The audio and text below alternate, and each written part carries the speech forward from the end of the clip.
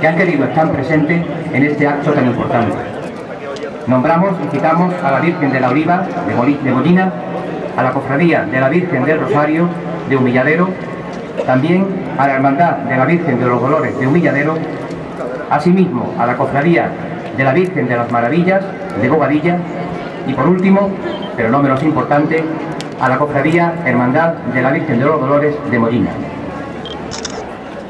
Os decía que es un día hoy importante porque celebramos el centenario de la bendición de una parroquia. Y yo para ello he querido retrotraerme 100 años atrás a una noticia que se publicaba en el Heraldo de Antequera en 1912, concretamente el 24 de mayo. Esta noticia decía más o menos así: el nuevo párroco de Bobadilla, don Francisco Gámez, se ha propuesto reconstruir la iglesia de la estación de Bobadilla y está trabajando sin descanso para reunir fondos con los que poder llevar adelante su propósito. El proceder de este párroco es digno de elogio, pues todo su anhelo es demostrar su caridad y que sus desvelos solo tienen el fin de conseguir que en la estación de Bobadilla haya iglesia donde poder inculcar y difundir en la niñez los principios de educación religiosa que tan precisos son para la buena educación del género humano. Hace una relación la noticia de prensa de aquel 24 de mayo de 1912 a los señores que han hecho donativos hasta ese momento para la reconstrucción de la parroquia. Habla del excelentísimo obispo de Málaga con 400 pesetas de aquel entonces, don José Bosques con 50 pesetas, don Manuel Granados de Bollo con 25 pesetas, don Vicente Pérez 50 pesetas, don Sebastián Rodríguez, cura de Ronda, 8 pesetas, don Francisco Martín 5 pesetas, don Juan Bonilla Fernández 2 pesetas, don Baldomero Tapia Aragón 20 pesetas, don Joaquín Navarro 20 pesetas, don Antonio Soria García 10 pesetas, don José Morente Sarmiento 2 pesetas, don Francisco Morilla Sobro 5 pesetas, don Francisco Gutiérrez López 10 pesetas, don Antonio Galván Torres 2 pesetas, don Cecilio Cerván Rodríguez 5 pesetas, don Rafael Bellido Carrasquilla 25 pesetas, don Agustín Plazque 50 pesetas, don Jerónimo Herrera 5 pesetas y doña Isabel Martín 20 pesetas. Total, hasta el momento, 889 pesetas. Sigue la nota de prensa diciendo que es ciertamente digna del mayor elogio la iniciativa del celoso párroco de Bobadilla y esperamos que el éxito corone su obra, pues dados los sentimientos religiosos de los vecinos y propietarios de dicho pueblo, no cabe duda que habrán de coadyuvar todos a la terminación de la iglesia. Por último, el propio periódico, el Heraldo de Antequera, ofrece a la comisión gestora creada en ese momento su modesto concurso para cuanto pudiera ser útil a la empresa que se empezaba a realizar. Eso ocurría el 24 de mayo de ese año, 1912, prácticamente hace 100 años y un día, y no es una condena, ni mucho menos. Y nos vamos a septiembre de 2012, en el que en el día 14, el mismo Heraldo de Antequera da la noticia de bendición de una iglesia. El día 14 se celebra en la estación la de la estación de Bobadilla y el 15 habrá solemne misa. La labor realizada por el señor cura de aquel anejo para conseguir terminar la construcción del templo es digna de elogio. También lo merece don Manuel Granados, que ha secundado tales trabajos con mucha constancia. Decía esta última nota que el día 14 se celebraba la inauguración de la reconstruida iglesia de la estación de Bobadilla y el 15 habría una solemne misa. Precisamente hoy es 15 de septiembre de 2012. 100 años después tenemos un acto, tenemos primero un día especial, un día importante, un día glorioso, porque no siempre se puede celebrar el centenario de una parroquia. Y lo vamos a hacer con un acto fundamental, como es una Santa Misa que se va a celebrar en breves minutos y con una procesión que va a coronar este día 15 de septiembre de 2012. Pero antes vamos a tener también la ocasión de pregonar esta efeméride, este centenario. Y ese honor le cabe a mi amigo, a mi casi hermano, diría yo, y a hijo de este pueblo, que es José Miguel Moreno Caro. Yo no voy a hacer mucha presentación de él ante ustedes, porque ustedes seguro que lo conocen muchísimo mejor que yo. Solo les diré que hay amistades que se forjan durante los años, desde la niñez, posiblemente muchos de vosotros pues encuentren y reencuentren en este bonito lugar amigos del pasado que siempre lo han sido y que lo siguen siendo y que muy probablemente lo seguirán siendo durante todos nuestros días. A pesar de que él y yo no nos conocemos desde hace mucho tiempo, se ha fraguado una amistad importante, una amistad verdadera y una amistad que yo espero y deseo que se continúe con el tiempo. Nada más, yo le voy a dejar con él. Él, como hijo de este pueblo, seguro que va a saber llegar a vosotros con su fina palabra y su verbo siempre cálido. Yo les pido un aplauso para José Miguel Moreno Caro.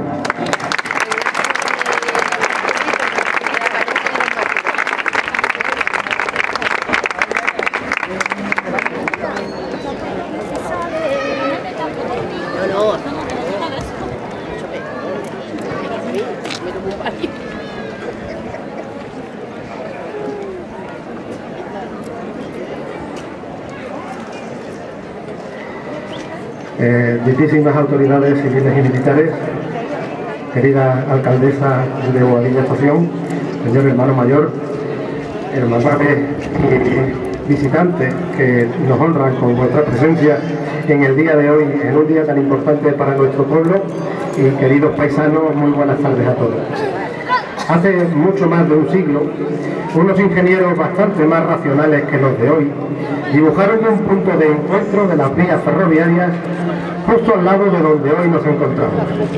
Fue aquí, en el partido de la Vega Baja Antequerana, a una altitud de 375 metros sobre el nivel del mar, en el lugar conocido como el Vado de las Carretas, donde se fundó. O quizá la culpa fue del azar y acamparon aquí porque ya se les acababa la vega y el Guadalhorce se metía en unos vericuetos complicadísimos de los que tuvo que salir dándole una inmensa cuchillada a la sierra de Alcalajiz. El cruce de 4 caminos nos dio la vida. Los de Granada, Córdoba, Algeciras y Málaga conformaron la estrella de Boadilla, parada y fonda.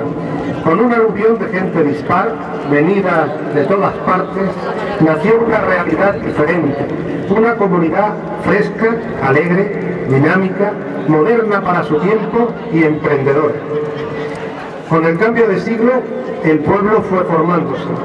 Lo hicimos con un urbanismo vanguardista, de calles rectas, como Nueva York, que a modernos no nos gana nadie en los alrededores. Además de rectas, sus calles son llanas, aspecto que los más viejos agradecen muchísimo.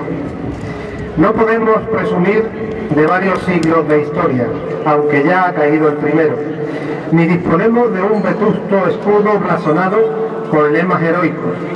Por este pueblo, en tan solo 100 y pico de años, ya se ha hecho acreedor al menos a los de muy libre, hospitalario, alegre, denodado, liberal y solidario. A saber, las penurias que se pasarían en aquellos primeros años. Ante la falta de diarios y hemeroteca, nos consuela pensar que cualquier tiempo pasado fue mejor, al menos mejor de lo que podríamos imaginar. Fue en esos primeros años del siglo XX donde se consolidó el nuevo pueblo. Un párroco decidido y capaz, don Francisco Gámez, único nombre que aparecerá en este pregón, fue quien supo aunar voluntades y dotar a los primeros habitantes de una iglesia que fuese a la vez lugar de culto y cohesión de la ciudadanía. Lo consiguió, y para que costase, hizo poner el nombre del año en el frontón, 1902, hace hoy 100 años. Para un mejor pregón del centenario, deberíais haber escogido a alguien un poco más viejo, porque a mí se me escapa medio siglo, y del otro medio viví aquí menos de la mitad. A esos años voy a referirme fundamentalmente, los de la infancia y la primera juventud. Los de mi quinta y alrededores tuvimos una suerte enorme. Nacimos en la época dorada del pueblo, cuando ya casi habían desaparecido las tristezas y miserias de la guerra que no vivimos, aunque sí oímos sus ecos, cuando a los del polvorín se les iba la mano y al explosionar las bombas de desecho se oían unos bombazos tremendos. Varias veces sin que hubiese caído el chaparrón, se rompían los cristales de la estación y se formaba un revuelo enorme en las escuelas, aunque para eso tampoco se necesitaban motivos. Entonces llovía mucho y las calles se volvían arroyos impetuosos. Fue la mar de divertido aquel día que cayó un tormentazo como los que Dios manda y el cerro de la Cueva casi se derritió y atravesó el pueblo calle abajo. Tuvieron que evacuarnos por las ventanas de las escuelas, como para olvidarnos, por lo bien que lo pasamos. La lluvia siempre se recibía con alegría. Ante nosotros se abría un mundo enorme de posibilidades para jugar con los charcos. Los niños de hoy no saben lo que se pierde. Como se han perdido aquellos maravillosos templos de tesoros multicolores que eran nuestros tres queridos kioscos. Como no había televisión, teníamos muchas fiestas populares. Empezábamos con la Candelaria, para calentar el ambiente, y al día siguiente San Blas. Todavía me recuerdo vestido de monaguillo, aceite en mano, con el hisopo dentro, acompañando al cura a las panaderías a bendecir las rosquillas. La más transgresora era el carnaval. Los niños no teníamos la obligación de correr huyendo de los civiles como las máscaras, pero también lo hacíamos, como para perdérnoslo. Era lo más divertido de la fiesta, ya que no nos dejaban jugar al chuchete, sin duda para evitarnos dolores de cabeza. Con la primavera llegaba el Viernes de Dolores, que era una fiesta especial, más seria, y para mí siempre el día más importante del año. Por mayo había romerías, he conocido varias. Se ve que cualquier santo es bueno para echarse al monte. Viví algunas cruces de mayo y recuerdo con mucha nostalgia el Corpus, con unos altares exquisitos, fachadas inmaculadas, macetas exuberantes y calles alfombradas de gallumba, y unas voces celestiales que cantaban cielos y tierras bendecidas al Señor. Pero la envidia para todos los pueblos vecinos era nuestra feria, en la que más cacharritos había, a veces hasta con 2 circos y con toros en plaza improvisada. Había dinero y riqueza, sino en abundancia, al menos más que en los alrededores.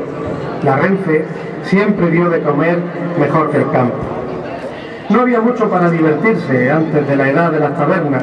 Juegos de pelota, parecidos al fútbol, en un campo bastante cercano, y chapuzones naturales.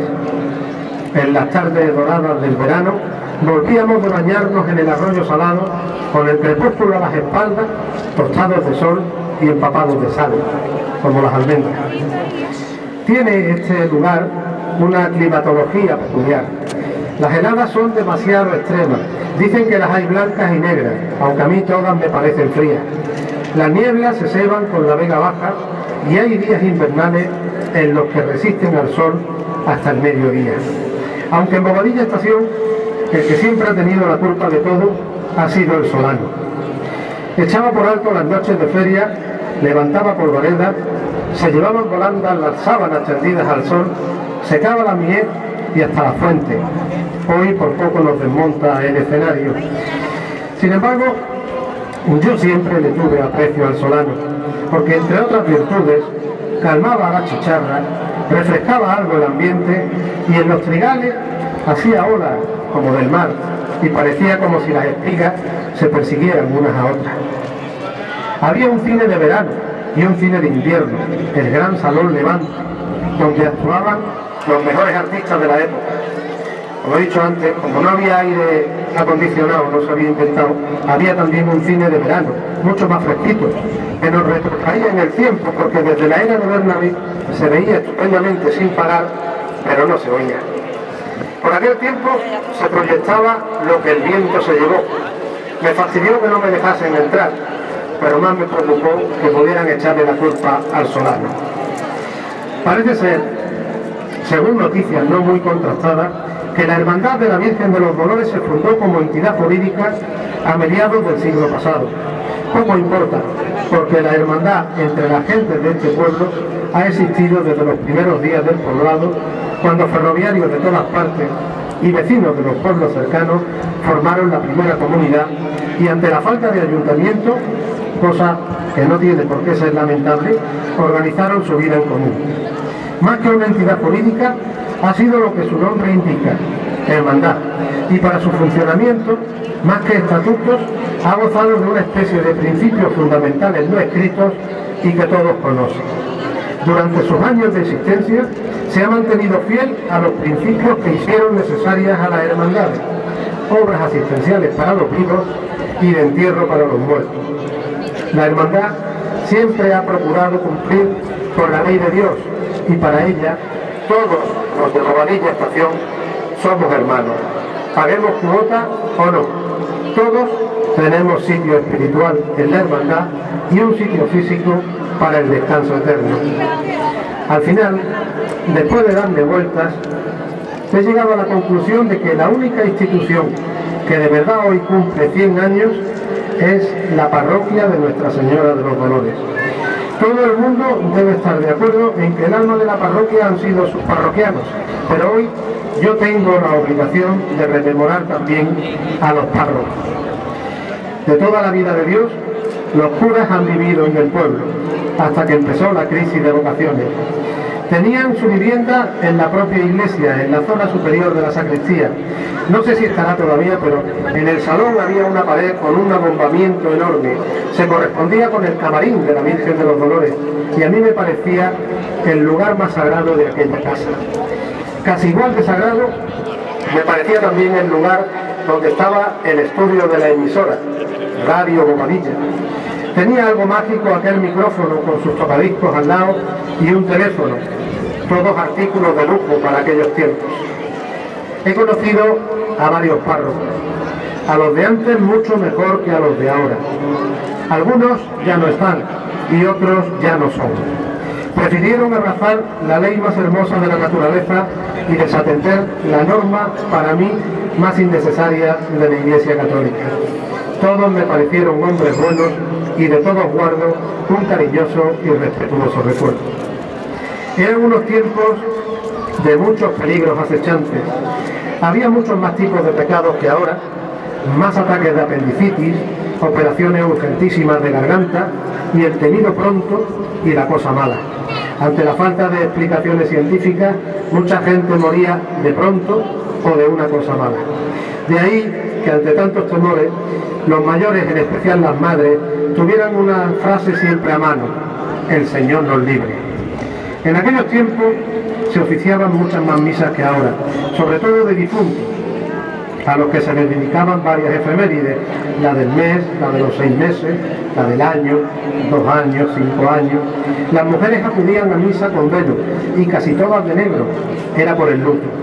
Cuando en una casa entraba el luto, ya parecía que no se iba a acabar nunca, y las mujeres mayores, mucho más longevas que los hombres, siempre tenían a alguien a quien guardárselo. Con el paso del tiempo se han ido perdiendo muchas cosas y en el pueblo nos hemos quedado sin cura, sin médico y sin jefe de estación. No nos va quedando nadie para un pronto. Mala cosa, y el Señor nos libre. Nadie sabe, y yo tampoco lo quiero saber, cuándo llegó hasta nosotros la Virgen de los Dolores. Prefiero pensar que siempre estuvo aquí, esperando que se hiciera el pueblo, y que siempre estará aquí, siendo testigo de nuestras vidas, desde que nos saluda en el bautizo hasta que nos dice adiós en el entierro, que para los creyentes es la verdadera bienvenida.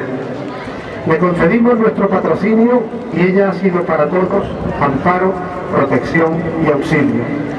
Tal vez nos llegaría de Antequera, como tantas otras cosas buenas, aunque no sea una imagen al estilo antequerano y sus manos no estén unidas en señal de oración, sino abiertas, dando la bienvenida a todo el que se acerque a su casa, porque es una vecina más. Ella conoce a todas las demás vecinas y las vecinas la conocen a ella.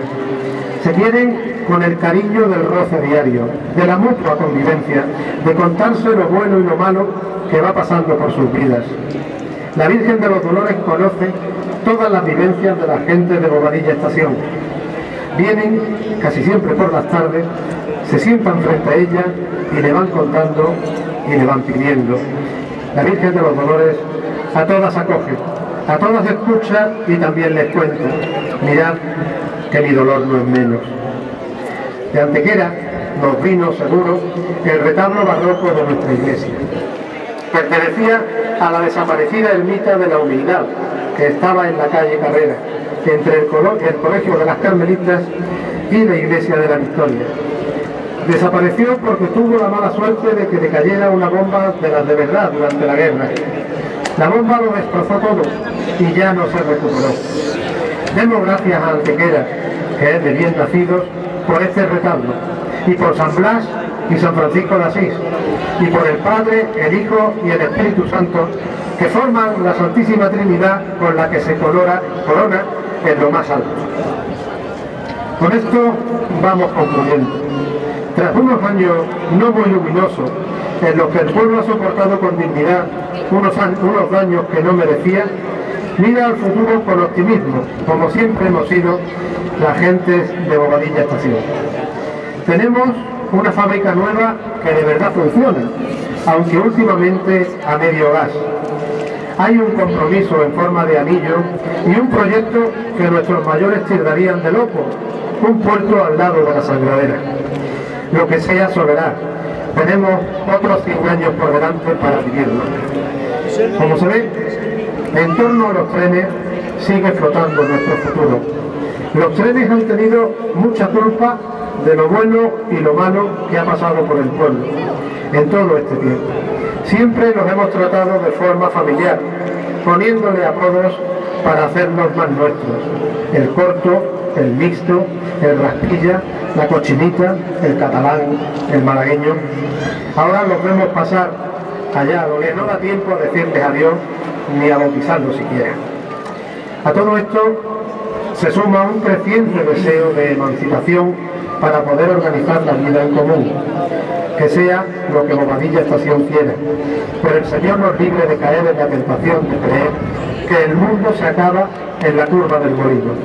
Que no se olvide nunca el espíritu de Bobadilla Estación, cruce de camino, abierta al mundo, donde las suecas tomaron el sol antes de llegar a Torremolinos, las puertas siempre de par en par. Así veo y quiero yo a mi pueblo, con su solano y su gente, escondido en la niebla del invierno y en primavera flotando sobre un manto de verdor por donde la vega se acaba, rodeado de montes perezosos que parecen tumbados al sol. Solo las sierras del sur parecen levantadas, hermosísimas en sus contornos de intensos y cambiantes azules según les da la luz. Esas sierras que nos hacen al cercano mar mucho más lejano. Quizá por eso en nuestra iglesia a la Virgen del Carmen siempre la hemos tenido a un lado. Me habéis pedido una misión casi imposible y yo he hecho lo que he podido. No se pueden meter 100 años en un cuarto de hora, pero al menos algo sí debe quedar dentro de este humilde pregón, el cariño del pregonero hacia la buena gente de su pueblo. Muchas gracias.